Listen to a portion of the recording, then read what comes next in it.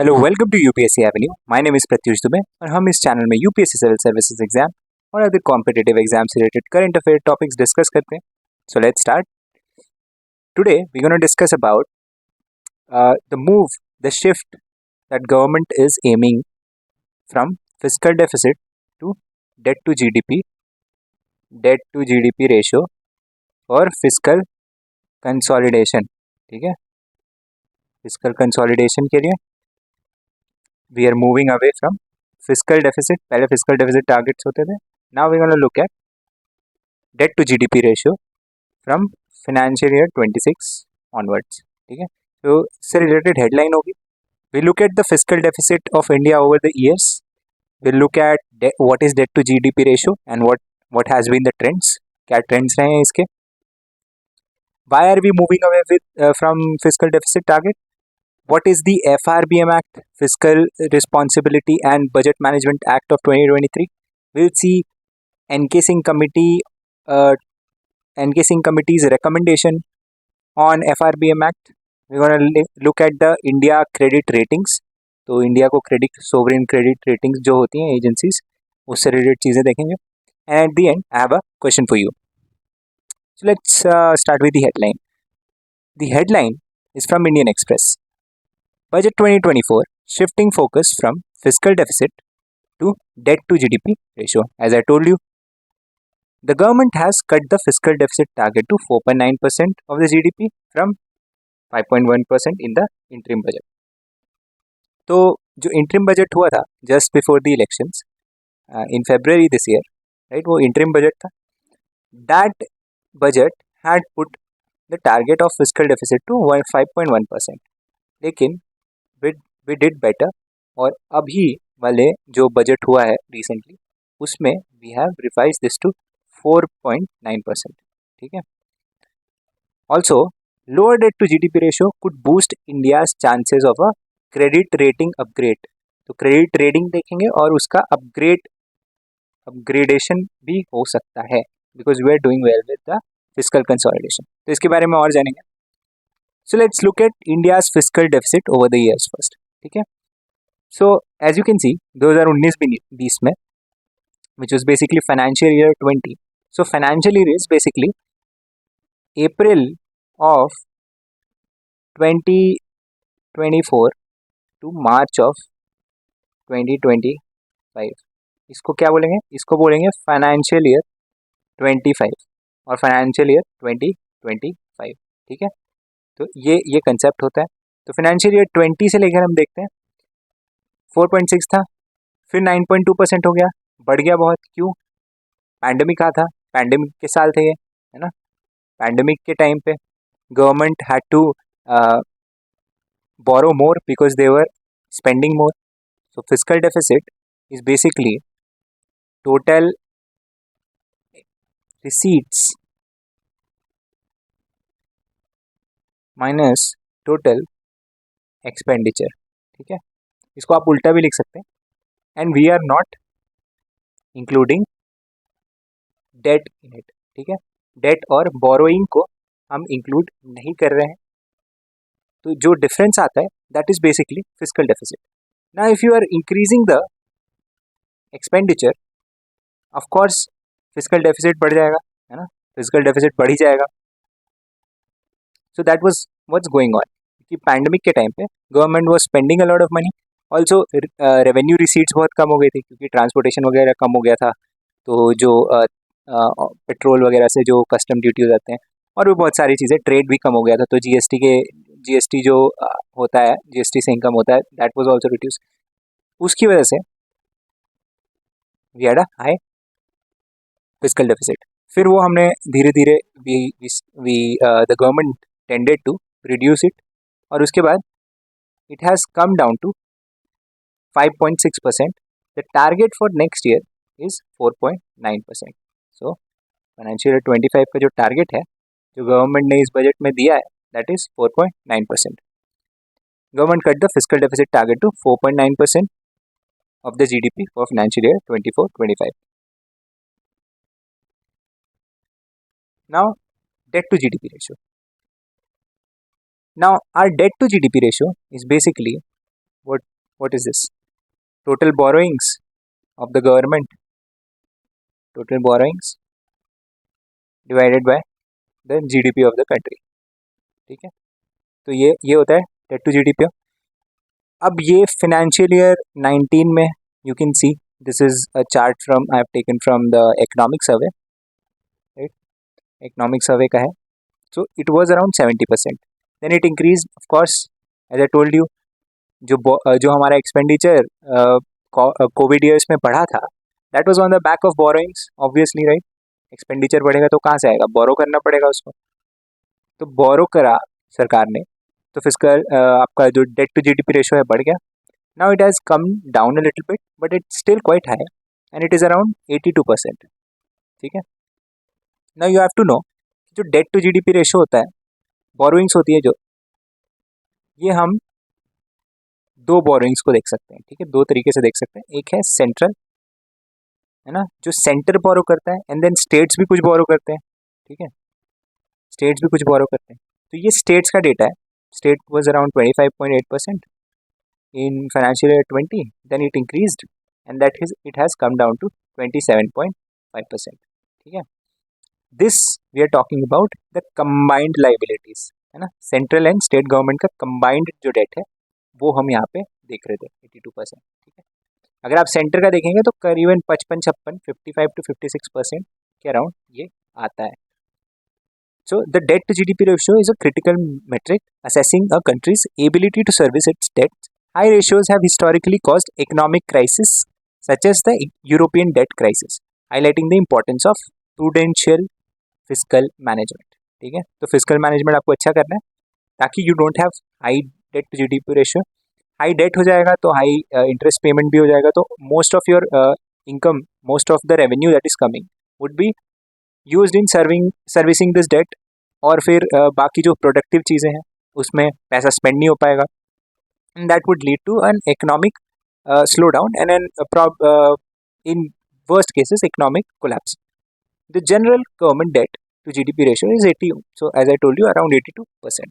ठीक है. Now moving away from physical deficit targets, so the government is saying that we, अभी तक जो फिजिकल कंसोलिडेशन के लिए जो पैरामीटर गवर्नमेंट हमेशा देखती थी वो होता था physical deficit, right. Physical deficit को देखा जाता था कि इतना टारगेट रखेंगे, 3% रखेंगे, 3.5%, whatever is going to be the target, we will try to achieve this target to maintain physical stability and physical consolidation, physical discipline. अब क्या बोल रहे हैं ये बोल रहे हैं हम इस पे ज़्यादा ध्यान नहीं देंगे, अब हम इस नंबर पे ज़्यादा ध्यान देंगे, डेट टू जीडीपी रेशियो. ठीक है. अब ये क्यों है, ऐसा क्यों कह रहे हैं? तो देखिए, जो डेट टू जीडीपी रेशियो है ना, ये this gives you basically the total borrowings upon total the GDP of the country, right. So ये आपको देता है ना. अब इनका कहना है कि if you have a high GDP growth rate, ठीक है, तो आपका ये जो बेस है ये बढ़ जाएगा, है ना. अगर आपका हाई जीडीपी ग्रोथ रेट है, अगर आपका ग्रोथ रेट जो है वो ज़्यादा है, because ours is quite high, है ना. इट्स अराउंड, नॉमिनल में देखेंगे तो अराउंड 10 to 11% रहता है, ऐसे देखेंगे तो 6.5-7% हो जाता है. तो it's high.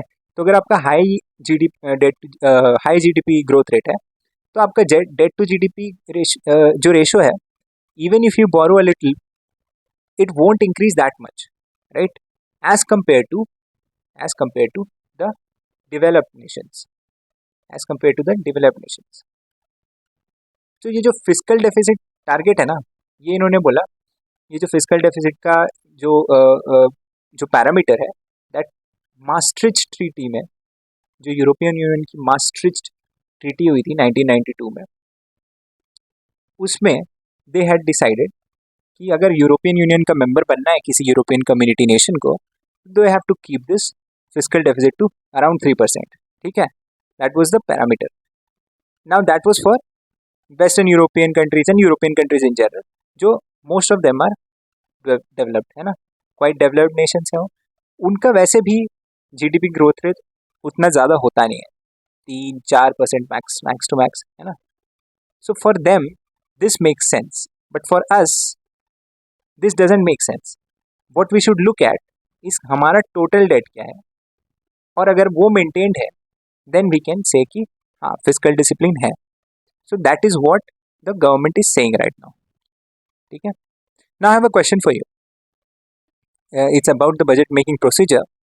So you have three statements, right? Three statements here, and you can read these statements and answer the question below, and I'll discuss it at the end of the video. Now let's look at the FRBM Act of 2003. So FRBM Act was passed by the Parliament to put some kind of a restriction on the government in general, कि वो एक range पे physical deficit को maintain करें to ensure physical discipline. ठीक है. Physical discipline को impose करने के लिए पार्लियामेंट ने FRBM एक्ट पास किया था 2003 में, right. The act was enacted in response to growing concerns about the physical deficit and debt levels in India. During the late 90s and early 2000s, India's fiscal deficit has been high, leading to concerns about the fiscal sustainability and macroeconomic stability. अब इनका ये क्या था, FRBM act में जो target था वो around 3% of GDP maintain करना था फिजिकल डेफिसिट को बाय 2008. ठीक है. बट वो कभी हो नहीं पाया क्योंकि 2008 के आसपास आपको पता है ग्लोबल फाइनेंशियल क्राइसिस आ गया. फिर ये टारगेट पुश होता गया, राइट. और अल्टीमेटली इन 2018 दे डिसाइडेड कि इसको to look at the viability of FRBM act एक कमिटी बैठाते हैं, and that committee was under the chairmanship of N.K. Singh. So it's called the N.K. Singh Committee on FRBM. तो N.K. Singh Committee, अभी N.K. Singh वही हैं जो chairman थे 15th finance commission के, right. So the N.K. Singh Committee, their recommendation was again to reduce the fiscal deficit to 3% by 2019, I guess, 2019, and then further to 2.5% by financial year 22. ठीक है. तो जैसे कि आप यहाँ पे देख सकते हैं 2.5% by financial year 23. So that was their recommendation to government to reduce the fiscal deficit, but they also gave a target on debt to GDP ratio. ठीक है. डेट टू GDP रेशियो में भी उन्होंने टारगेट दिया था. So their target was 60% total debt. ठीक है. जिसमें 20% by states and 40% by center. ठीक है. So this should be something that the government should aim at. ठीक है. 60% general government debt by 22-23, 40% for center and 20% for states. इन्होंने एक, जैसे कि FRBM में ऑलरेडी है, कहते हैं उसको एस्केप क्लॉज. अगर कोई एक्स्ट्राऑर्डिनरी सर्कमस्टांस जनरेट होता है, government can invoke the escape clause and move away. Like उनको ये टारगेट अडहियर करने की ज़रूरत नहीं पड़ेगी अगर वो एस्केप क्लॉज को एक्टिवेट करते हैं. तो जो एक्सेप्शंस है वो अप्लाई होते हैं नेशनल सिक्योरिटी कंसिडरेशन. अगर वॉर हो गई, ठीक है, वॉर होगी तो एक्सपेंडिचर ऑब्वियसली बढ़ाना पड़ेगा. कैलेमिटी हो गया, कोई नेशनल कैलेमिटी जैसा हो गया था कोविड-19 में, right. That's why you have not seen this 60% target reached yet, क्योंकि कोविड के टाइम पे फिर वो इंक्रीज हो गया और वो अभी भी हम उसको घटाने की कोशिश कर रहे हैं, है ना. कोई स्ट्रक्चरल रिफॉर्म है, मेजर स्ट्रक्चरल रिफॉर्म इकोनॉमी में किया गया है, या रियल ग्रोथ, रिसेशन आ गया है, ठीक है. तो इन कंडीशंस में डिसाइड कि आप एस्केप क्लॉज को ट्रिगर कर सकते हैं, right. Now let's look at what the credit rating agencies are saying. So credit rating में क्या होता है, it's basically our sovereign credit को आप जो है हमारा जो सोवरेन क्रेडिट है उसको रेट करते हैं, ठीक है. इसको सोवरेन क्रेडिट रेटिंग भी बोला जाता है. तो मतलब सोवरेन का मतलब जो हमारा गवर्नमेंट है, they are borrowing money, right. तो based on certain parameters like their fiscal deficit, fiscal discipline, उनका debt to GDP ratio and all that, इसके बेसिस में वो हमको रेट करते हैं कि how likely you are able to pay the debt back. ठीक है, और इस तरीके की कुछ रेटिंग होती है, ए प्लस ए। तो इससे क्या होता है, जो आपका लेंडर होता है ना, बैंक, जैसे कि आपने देखो क्रेडिट कार्ड अगर आपके पास हो तो क्रेडिट कार्ड में भी there is a credit rating, है ना, क्रेडिट रेटिंग मिलती है। तो that basically tells the lender कि what has been your history, are you able to pay the debts on time. ठीक है, क्या आप टाइम पे उसको पे कर पा रहे हैं, क्या do you have the ability to pay your debt. So that's what these ratings tell the lenders, और इससे ही आपका इंटरेस्ट रेट भी डिफाइन होता है। अगर आप आपकी रेटिंग अच्छी है तो that means that you are able to pay the debt, so interest rate उतना ज़्यादा रहेगा नहीं। बट अगर नहीं है तो इट्स अ रिस्की इन्वेस्टमेंट, तो इंटरेस्ट रेट भी ज़्यादा हो जाता है। सो ऑन दैट बेसिस इस तरीके की कुछ रेटिंग होती है। There are different agencies which do this, right, like Crisil, और क्या है इंडिया में, मूडीज, फिच, राइट, एक्सेट्रा। तो अभी Fitch has given us this BBB minus rating. ठीक है, so sustained fiscal consolidation helps lower the debt to GDP ratio over the medium term and could boost India's prospects for a rating upgrade. ऐसा Fitch ने बोला कि because हमारा 5.9% हमने target दिया था, वो 5.6% कर लिया। ठीक है, उसके बाद हम 4.9% पे जा रहे हैं। So that is giving confidence to the rating agencies कि हम अपना फिजिकल डिसिप्लिन अच्छे से मेंटेन कर रहे हैं, and that can improve our rating actually. So जो ये BB माइनस है यहाँ पे, ये BB माइनस है, इससे हम BBB पे भी जा सकते हैं। सो अभी we are at lower medium grade, grade तो चेंज नहीं होगा, but it's still we are still moving upwards, so it's that's a good thing. Now the question that I asked you, finance bill, statement 1 is finance bill is introduced in Lok Sabha immediately after the budget speech. That's the first statement. The second statement is annual AFS, the annual financial statement, is presented both in Lok Sabha and Rajya Sabha, detailing the estimated receipts and expenditure of the government. This is true. This is also true. The vote on account allows the government to meet essential expenditures for the full financial year in. No, that's not true. So the answer is 1 and 2. Okay. So you can read the explanation.